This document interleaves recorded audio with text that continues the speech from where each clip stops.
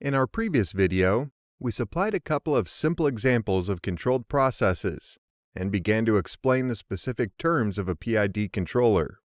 As stated previously, you can enable each parameter, those being the proportional, integral, and derivative terms. Now, let's discuss what the parameters are and how they are used. In the most simplistic terms, the controller calculates the P, I, and D actions and multiplies each parameter by the error, or E, which is equal to set point minus process variable in direct acting, as discussed previously. Then, all parameter calculations are added up to produce the control variable. Unfortunately, there is no industry standard on the parameter terms. Here are some of the uses found today.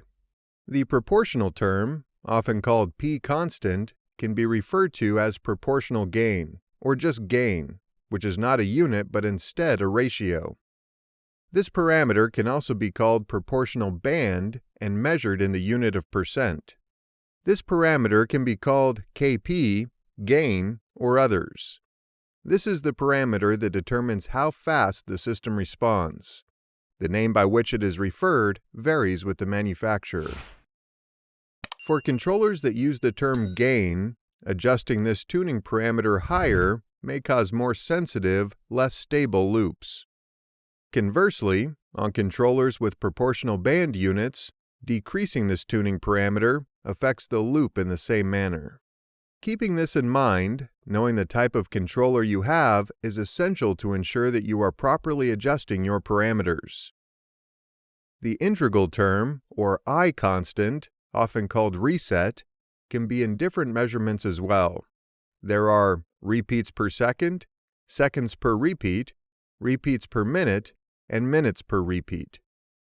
Essentially, regardless of the measurement type, the integral is the sum of all of the values reported from the signal, captured from when you started counting to when you completed counting, or the area under a plotted curve.